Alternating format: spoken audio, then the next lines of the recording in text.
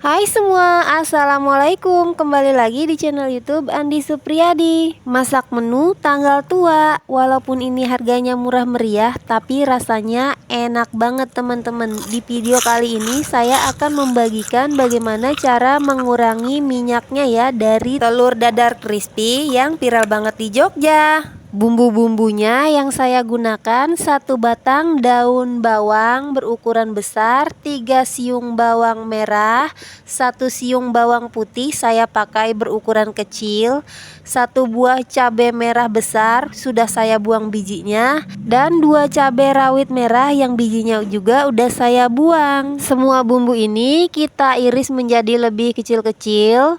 Daun bawang, bawang merah, cabai merah besar dan bawang putih kita masukkan ke dalam wadah.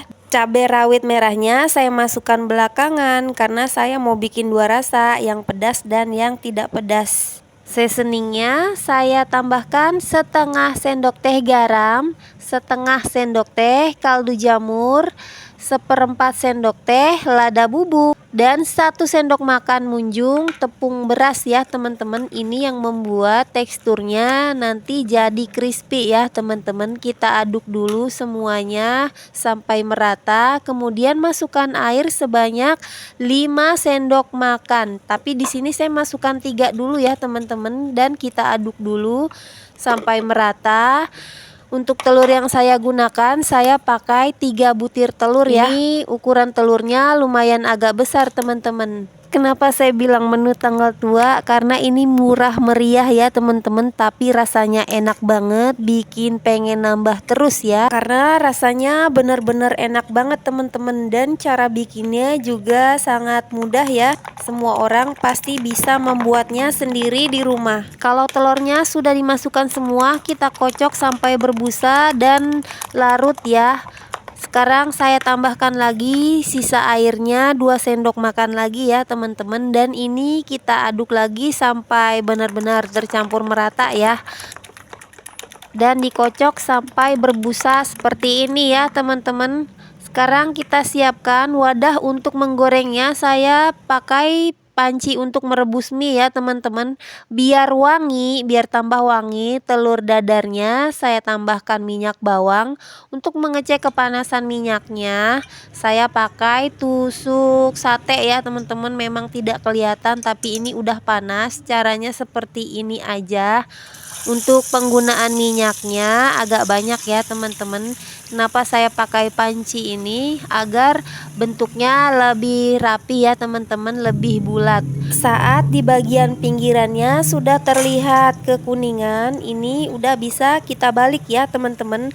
Harus sudah kekuningan karena telurnya sudah kokoh dan sudah bisa dibalik. Dan kalau warnanya sudah seperti ini, kita cukupkan aja, kita angkat aja ya teman-teman. Tuh ya, lebih bulat dan keriting ya teman-teman. Sebelum menggorengnya kembali, minyaknya bisa kita saring seperti ini ya, dan adonannya diaduk dulu agar tidak ada tepung beras yang mengendap di bawahnya. Untuk menggorengnya disebar-sebar dulu 1 sendok teman-teman, kemudian ditambahkan 1 sendok sayur ini ya teman-teman. Untuk membaliknya agar lebih mudah, saya menggunakan 2 sutil, dan pastikan di bagian pinggirannya sudah terlihat kuning ya teman-teman. Nah, kalau warnanya udah cantik banget kayak gini, ini kita angkat aja ya. Lihat teman-teman minyaknya betapa banyaknya yang menempel di telurnya. Untuk satu resep ini saya jadinya 4 ya teman-teman. Dan ini yang buat saya ya, saya tambahkan cabai rawit merahnya. Untuk caranya sama teman-teman seperti yang tadi cara membaliknya. Jangan lupa ya, saat memasukkan telur pastikan minyaknya sudah benar-benar panas, karena nanti dia tidak akan menyebar dan tidak akan keriting ya telur dadarnya. Ini telurnya udah saya goreng semua teman-teman. Ini benar-benar wangi banget karena tadi di minyak panasnya saya tambahkan minyak bawang. Sebenarnya ini udah crispy ya teman-teman. Karena saya akan mengurangi minyaknya, jadi saya akan proses lagi ya. Lihat teman-teman betapa banyak minyaknya, dan itu sangat tidak sehat ya. Untuk mengurangi minyaknya saya menggunakan air fryer ya teman-teman. Telur dadar crispy-nya akan saya goreng lagi menggunakan air fryer ini.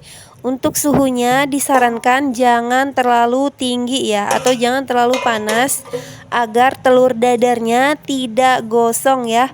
Walaupun waktu memanaskannya itu lama, telur dadarnya nggak akan gosong karena menggunakan suhu yang tidak terlalu tinggi.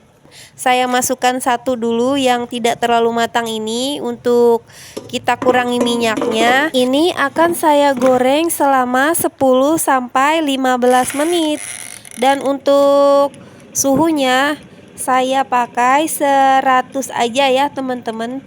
Kalau dirasa masih kurang banyak minyak yang keluar bisa dipanaskan lagi, tapi suhunya jangan terlalu panas ya teman-teman. Itu nggak akan gosong ya, walaupun lama tapi minyaknya akan tetap keluar.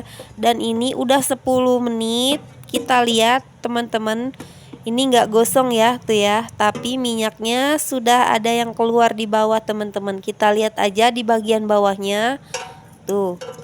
Nanti di akhir kita lihat ya seberapa banyak minyak yang keluar dari gorengan ini.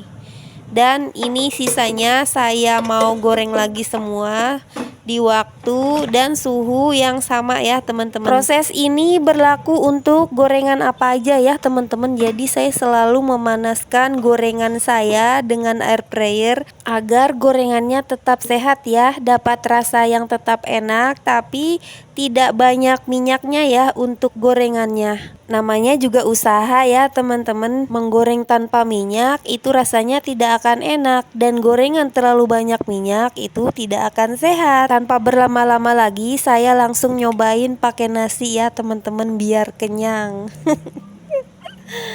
Cakep banget ya teman-teman, matangnya pas ya, dengarkan kekrispiannya teman-teman. Tuh, crispy banget kan teman-teman. Ini enak banget, cocok dimakan pakai sambal apa aja. Kalau kalian suka pedes, sambal bawang, sambal ayam bakar, sambal geprek. Pokoknya ini enak banget, menu murah meriah yang bikin nambah-nambah. Dari suara crispy-nya aja bikin ngiler, tapi untuk rasanya ini beneran enak banget teman-teman. Gak perlu beli, gak perlu capek-capek ngantri, bikin aja sendiri di rumah. Lebih puas, lebih enak, dan pastinya insya Allah ini lebih sehat ya. Nah sekarang kita lihat untuk air fryernya. Ini masih panas air fryernya, saya pakai garpu. Lihat teman-teman minyak yang menempel yang keluar dari telurnya dan di dasar air fryernya. Kelihatan nggak teman-teman minyaknya?